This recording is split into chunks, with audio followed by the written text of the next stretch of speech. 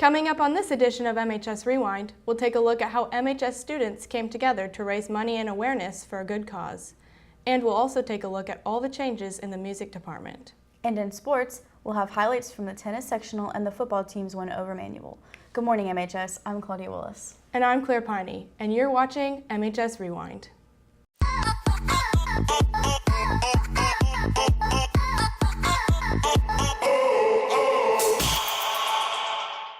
September was Childhood Cancer Awareness Month, and what started out as a simple classroom assignment turned into something much bigger. Christy Casey's Human and Social Services class created a school awareness week to promote childhood cancer awareness and prevention. Proceeds from t-shirts, cookies, lemonade, and themed days all went to Alex's Lemonade Stand Foundation. Casey's class actually set up a lemonade stand on Thursday in the teacher's lounge to raise even more money. Casey's class collected over $2,000 for the foundation.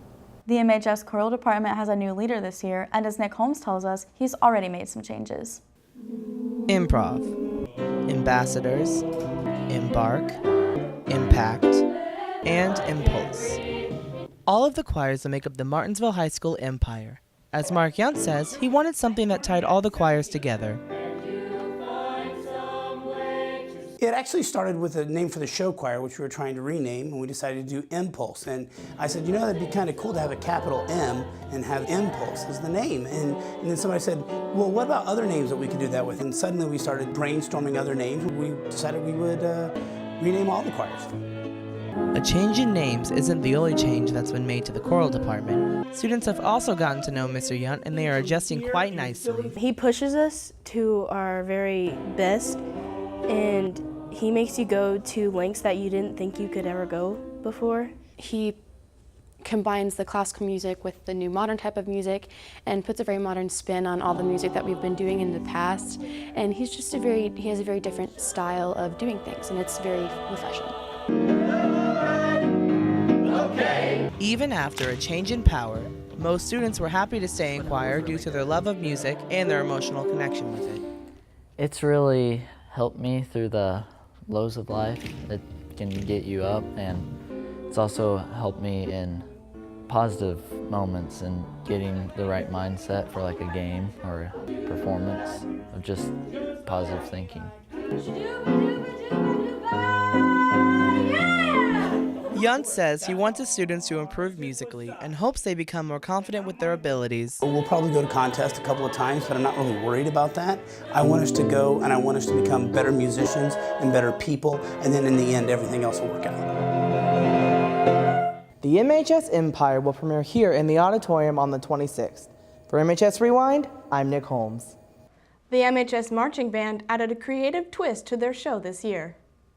The marching band show is comprised of 3 parts, with the theme of Earth. Our show this year is like Earth, but the art that is in the Earth. So it's like the nature and the art that's within nature that's all around us and stuff. The students have been preparing for the show since July. They practice 3 days a week and compete on weekends. On Mondays, it's strictly a music rehearsal. Tuesdays is strictly what we call a visual rehearsal. And the gentleman who writes the drill comes down that day and helps with questions and issues related to the drill, so we call it visual. So that's more a visual rehearsal, and then Wednesday is where we could then combine the music and the visual together, and that's where I lead that practice. AJ Bodorf says the season is going well so far. We got 4th at our last competition, which was at Avon, and you know, I think we're doing better this year than we were last year, because last year we didn't even have the show done by this point, I think. The combination of the musical elements with the, I'll say maybe the social aspect of what marching band can provide. I mean, the kids that choose to do it are family, and we have our ups and downs. So, you know, what we do out there on the field really does represent life and in a marching band kind of way. So I like the aspect of what they take away from participation in a season, working with others, real world skills that they'll take with them. They'll be back on the field this Saturday at Whiteland. MHS students hit the stage last week to try out for this year's musical. Noah Thacker has a look. Bill, you've been gambling again. And MHS is doing a musical that has never been done here before. So our musical, Kiss Me Kate, is really about the production of a new version of The Taming of the Shrew by Shakespeare. Auditions were held last week and everyone was amped. We've been really excited about auditions this year. I'm kind of expecting greatness. I feel like each musical has its own chemistry. For auditions, students were required to learn 2 monologues and a song. They recited the monologues for the stage director, Rick Armstrong, and sang the song for the new choral director, Kari Palma. I think it went pretty well. I messed up on some of the lines a little bit, but my song went pretty well. The cast held a cold read on Monday and set group began working on Tuesday. For MHS Rewind, I'm Noah Thacker. The administration is reminding students to double-check their Artesian Hour assigned location every day during the announcements. Students should refresh the Artesian Hour website or log out and then log back in to see if their assigned location for the day has changed. Teachers can remove and assign students until 11 o'clock each day.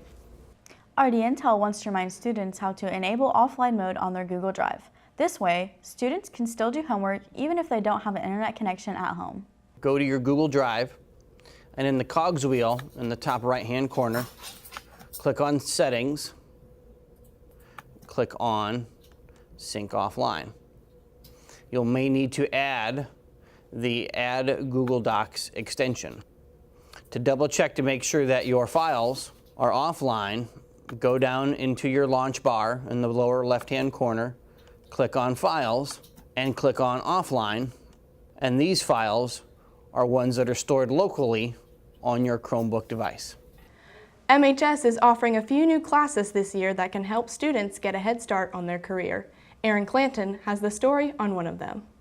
From learning to give CPR to using an AED, the students at Martinsville High School's new EMT class are learning to save lives from their instructor, Mike Hendricks. Dr. Sears came to me after hearing that I was going to retire off of the street and not provide street-level care anymore after 33 years of experience. And this was a perfect opportunity to continue to have an active part of EMS. During his 33 years in the field, Hendricks has served as an emergency department technician, worked at the fire department in Ellettsville, and worked for an ambulance service in Indianapolis. MHS principal Dr. Nick Sears says that the school decided to offer the class after students showed an interest in it. I chose to take this class just because I want to be in the medical field, and not specifically EMS, but I do want to be in the medical field and specifically go into the neonatal nurse practitioner career. I just want to help people. I love it, and I don't know, it just seems like the best thing for me. Students finished the courses here at MHS with a national license and are ready for work. The advantage of taking this class is after the class is over, you get completely certified and go out to be an EMT, and you can apply for jobs. Like Indianapolis EMT is already wanting some of us, so we definitely are going to be out there and saving people's lives. For MHS Rewind, I'm Aaron Clanton. The ASA High School Tour made a stop at MHS last week to deliver a unique, high-energy convocation to students. Downside tail whips, seat grabs, lucky grinds, and double peg grinds are just a few of the tricks BMX riders performed for students during a convocation dedicated to the issue of bullying. Dean of Students Ryan Wagner says he hopes the message will stick with students. You know, we started out with just kind of some simple stuff, made the tricks a little more exciting as the show went on, had some great information about what you can do if you're being bullied and how you can help those that are being bullied, so that was a great show. The ASA High School Tour travels across the U.S. visiting high schools to share a bullying prevention message. This program brings in top X Game athletes to perform on a 12-foot mobile halfpipe. One of the performers, Michael Laren, has been riding for over 25 years. He was the bronze medal winner in BMX Big Air at the 2015 X Games in Austin. He explained how the message of bullying has impacted him. I think action sports is an alternative outlet from general sports, and so all of us have dealt with it in some capacity, and so for me, I think it's a great opportunity to share that message with this program, and it's great, it's a good thing to be a part of. Another performer, Zachary Newman, placed fourth in BMX Bear at the 2017 X Games in Minneapolis. He says BMX has helped him through life.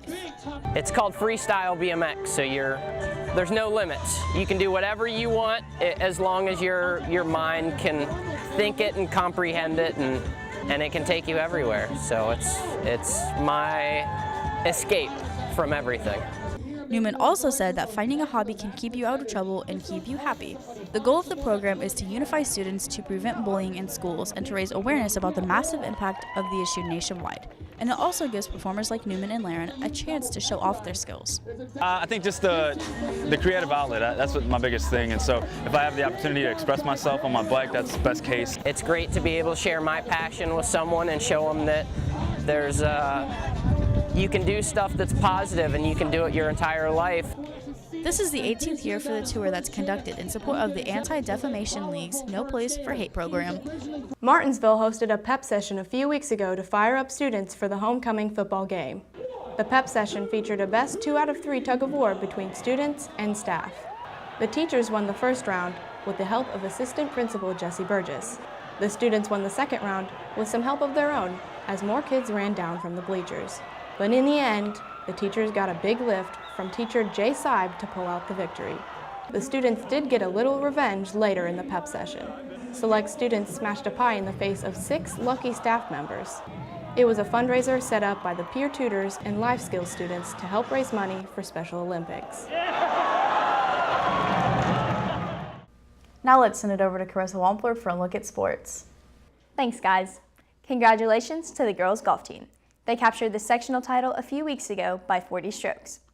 Emily Bennett was a low medalist with 76. Her sister Erin finished second with a 78. Emma Keller, Skylar Hawk, and Abby Bowman also played for first-year head coach Dave Knuckles. At regional, Emily Bennett shot a 78 and advanced to the state finals last weekend as an individual.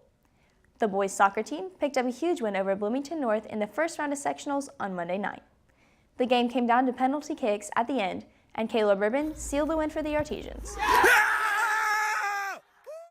The girls' soccer team hosted Franklin last Monday. It was senior night at Martinsville High School, and the Artesians recognized their senior members before the match with the Grizzly Cubs. Martinsville tied the game late in the second half on a 30-yard free kick by Julia Ritchie. However, Franklin scored in the last minute of the game to win 3-2. The tennis team traveled to Bloomington last week for sectionals. The boys beat Edgewood in the first round and battled Bloomington South in the semifinals. The boys defeated Edgewood, and as Coach Sean Sylvester tells us, it was a clean sweep.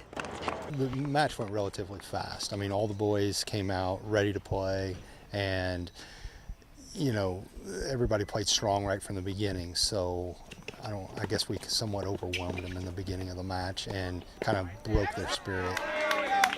Martinsville hit the ground running with wins from Addison Everett and Justin Reed at 2 doubles, Ethan McDonald and Tanner Garatas at 1 doubles, Jake Dipert at 3 singles, Eli Mock at 2 singles, and their undefeated senior, Hunter Sylvester, at number 1 singles.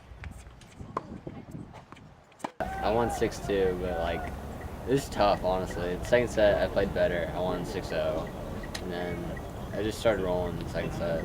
The team did well also. We all won, so that's great. Martinsville won their semifinal match against Bloomington South, but fell in the finals against Bloomington North. Sylvester fought hard, but took his first and only loss of the year against his longtime opponent, Mac Rogers, ending his high school tennis career with a total of 92 wins and 8 losses. Martinsville left the semifinals with lone winners Tanner Garatas and Ethan McDonald at number 1 doubles. Last Tuesday, Martinsville High School held the boys and girls cross-country county meet, and the girls team won the title. Natalie Lowry crossed the finish line in 3rd place. Hannah Dalton, Liz Cheatham, Katie Reeves, and Jessie Miller finished right behind her and earned all county honors. For the boys, Jacob Kitchens finished in 2nd place after leading much of the race, and the boys finished 2nd place overall. We still gave it a good fight, so nothing to feel bad about. I think our guys ran well and should be proud of what they did. The volleyball team hosted Franklin on Tuesday for senior night. The team honored seniors Ashlyn Van Landingham and Madison Martin before the game. But the Grizzly Cubs picked up the win over the Artesians in 3 sets. The 2 teams will play again next Thursday in the first round of sectional. The Artesian football team ran their win streak to 3 in a row Friday night with a 43-8 win over Manual. Martinsville got on the board first with a 1-yard touchdown by Travis Griffey. The Artesians scored on their next possession on a 14-yard run by Brandon Dotson. On the next manual possession, Martinsville stretched their lead to 20-0 on a pick six by junior cornerback Seth Gallion. He's on the sideline. He's got running room. I think he's going to score. It's a pick six. The Artesians went up top for their next score with a 70-yard bomb from Jonathan Collier to Corbin Williams. He's at the 30, the 20. He's going to score. Touchdown, Corbin. Martinsville closed out the scoring in the first half with another long touchdown pass, and this time to Matt Thomas. The Artesians added a final score in the fourth on a 60-yard touchdown run by freshman Ethan Potteroff. The boys look to make it 4 straight tonight when they host Mooresville. Martinsville High School sophomore Paige Dorsett has verbally committed to play softball for Ball State University. Dorsett hit .506 last season for the Artesians with 9 home runs, 16 doubles, and a school record of 37 RBIs. That's it for a look at sports. Back to you guys. Thanks, Carissa. That wraps it up for this edition of MHS Rewind. For Claudia Willis, Carissa Wampler, and the rest of the advanced broadcasting class, I'm Claire Piney. Thanks for watching and have a great day.